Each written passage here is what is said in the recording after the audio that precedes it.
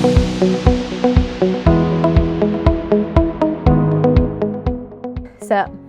hi everyone, and welcome back to another episode of EdTech on the Street in the City That Never Sleeps, Noida edition. We are still in the Noida office. I am joined for this episode by Ashu, our Senior Vice President of Content Services on our Ed Services side. And we're going to talk all about what immersive learning solutions look like, classrooms, the work that go into it, and just what's trending on the market in EdTech these days. How are you? Good. Thanks for having me here. Ready to get started? Absolutely. Awesome. We'll start with an icebreaker. Sure. Because I always start with an icebreaker. If you were an ice cream flavor, what ice cream flavor would you be and why? Ooh, that's a tough question. Butterscotch. Because Why? it's sweet. Because it's sweet? Yes. There's butterscotch ice cream here? Because I've only had some of the fruit ones. No, yeah, we get it all the time. Oh, the more you know. Yeah. I went to Naturals in Mumbai. Oh, you did? Yeah. I like those too. Good.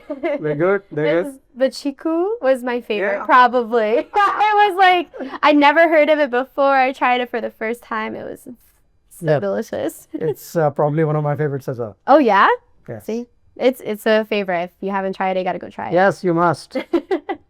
Perfect. Well, we're going to jump right into the more serious topics now. Right. As much as I would love to keep going with icebreakers, Mhm. we need to get serious. So, talking about immersive classrooms, now using AR, touchscreens, sim labs are huge and interactive tools.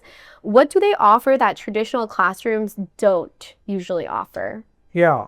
So there are two parts to this. One is that learning is far easier when you do by your own hands. Mm-hmm. Because you learn by experience, by making mistakes, by not doing the same thing twice the same way.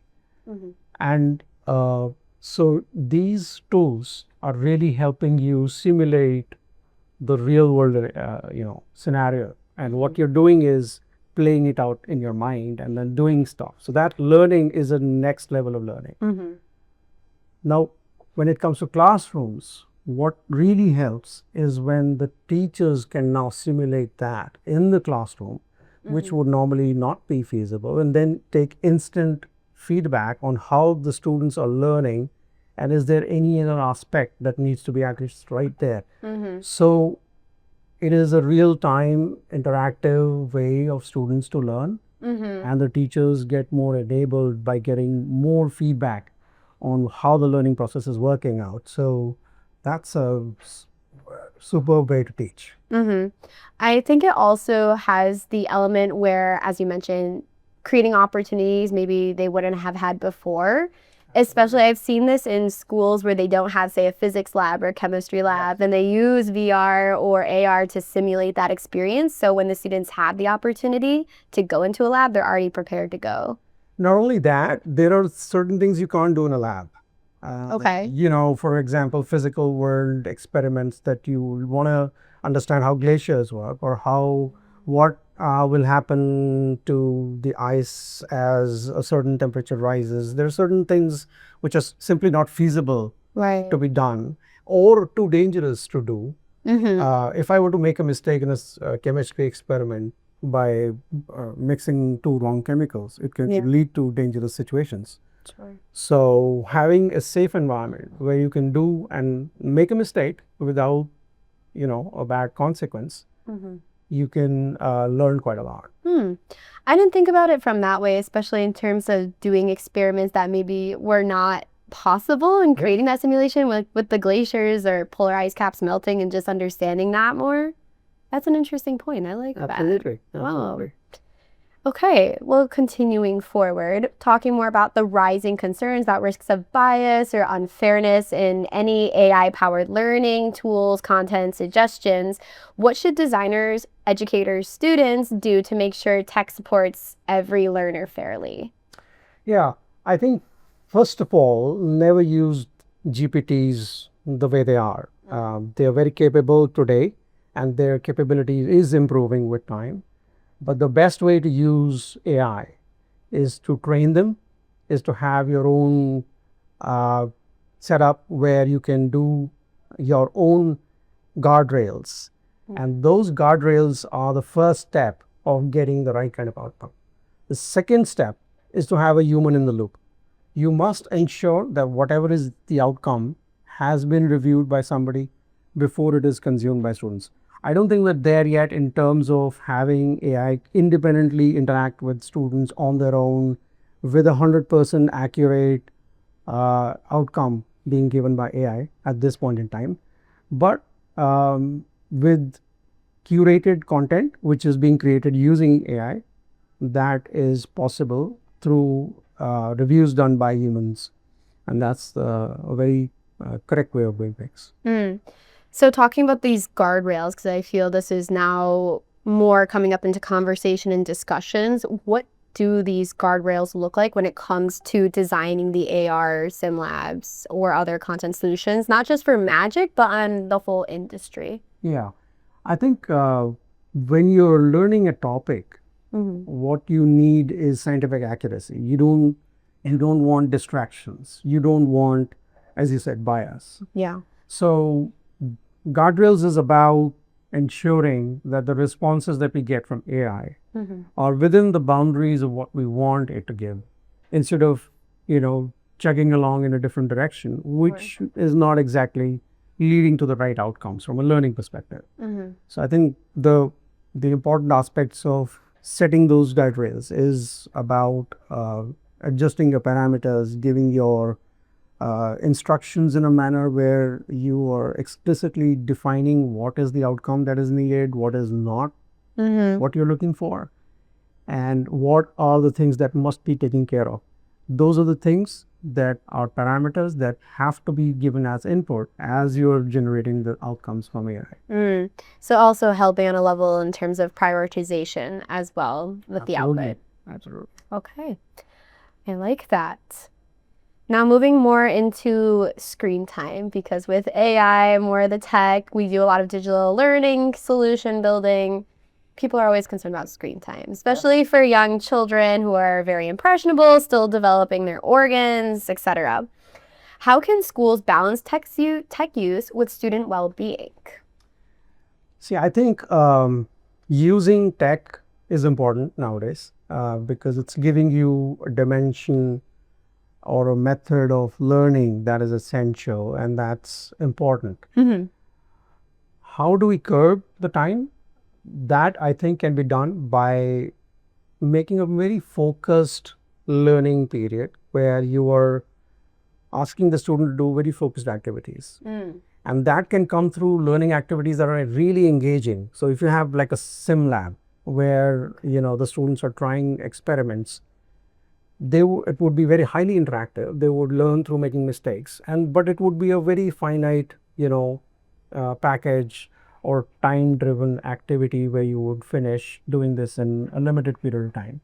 So you learn without getting distracted because you're engaged, and you are also limiting the time that you're spending on the device.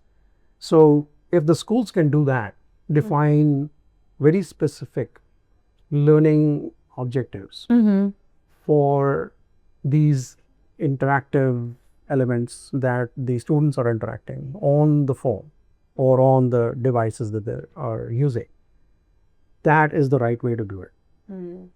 So still allowing them to have the freedom to use the screens, but just setting some guardrails or prioritization on what that looks like in an effective manner.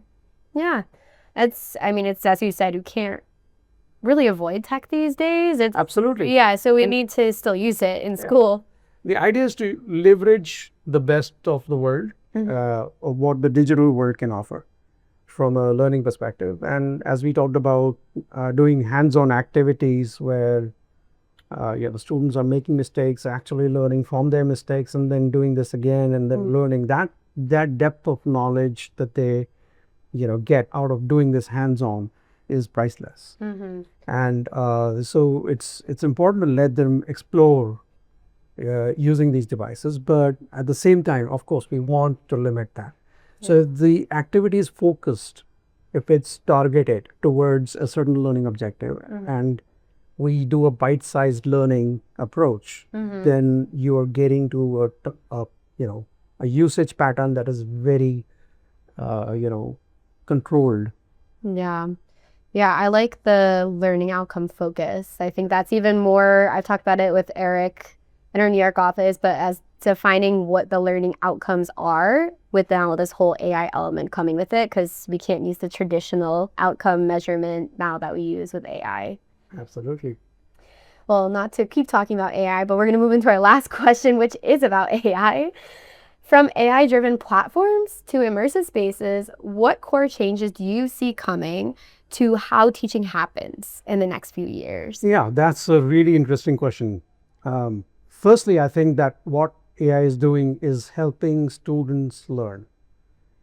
And through AI, we can do a lot more of that self-learning, although with all those guardrails in place. When that happens, the amount of time that the teacher is having to spend on administrative activities or for activities that are mundane, those activities can now be handled through AI. And so the time available for teachers and instructors is something that can be used more productively to interact with students and improve the quality of the learning. Instead of having to spend time on, making, checks on answers or questions that they would have given as tests and things like that. So there's a lot of ability that AI can bring. It can do assessment, validations. It can check answers, even subjective ones, and give you feedback on that. And so the teachers have a lot of these tools available today. And as time goes on, this will be more powerful for the teachers to have in their hands to improve the learning process for the kids. I had a recent conversation with Lewin Chow, the CEO of Dewey Learn, and he was talking about the aspect of multimodal AI data that is really helping in terms of, as you said, giving a third eye or expediting the processes of administrative tasks for teachers. But I also kind of wonder what that means for content development or how it's being produced, since now you're taking external observations and information captured from this tool and applying it to the teachers' classrooms. What are your thoughts on how this observational data collected by AI could be used and infused with content that's being used in the classroom? I think it's improving the multimodal learning process is obviously has proven to be much better. Okay. The ability to generate content using AI in a more richer form is leading to better outcomes, better learning outcomes, because the learning tools are getting better. So overall, the time it takes to build a product now is shrinking. Okay. The quality of the product still is in the hands of humans. We still are looking at, from a subject matter perspective, the accuracy and the aspects of pedagogy are still something that a human needs to control. But AI is a tool that is available. It's a tool in the hands of teachers. They can use it the way they want.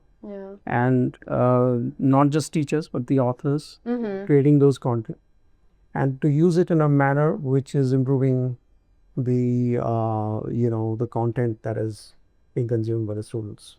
Because at the end of the day, it's still all about the learner and the outcomes that they're going to obtain from the content they consume.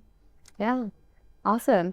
Well, getting ready to close out our discussion, do you have any final words of advice, tips, tricks that you would like to add before we close out? I think, first of all, AI is becoming very powerful today. It is a tool that should be used. There is a lot of experimentation that needs to go in to explore which of these tools can help me do what. And there are lots of information out there. The essential element of all of this is to be able to leverage what's out there to improve the efficiencies and the outcomes. Don't hesitate, but experiment a lot. I think experimentation is the one that can help you achieve the best outcome with whatever is out there today. And with time, this will only get better. So using that, infrastructure and the tools and the maturity of those tools that is becoming available in our hands today is going to be the transformative force that is going to help us build better content, bring better outcomes, and have a variety of content available, which was much harder to do earlier. It is now so easy to do, relatively speaking. And so I can do a lot more personalized content now Right. than I was able to do earlier. So personalization is another factor that comes in. And my advice to anybody who's creating a content, or anybody who's teaching students, is to leverage these tools in your day-to-day classrooms, in your day-to-day activities, and think about how you can use them to generate better outcomes. Well said. I feel like that's a great way to leave our discussion. So I want to thank you so much for coming on to our Absolutely. channel, sharing your pleasure. advice, your knowledge with our listeners. I hope you guys all learned something because I did. And I want to invite anyone to check out the rest of our channel. And just remember, you got to do the experimentation, as Ashu was mentioning, to really get to know what's happening in the market these days or with new tools. And just stay curious. Absolutely. And we try the ice cream. And try the ice cream, of course. Good remembering of that. All right, bye everyone. Thank Thank you. you.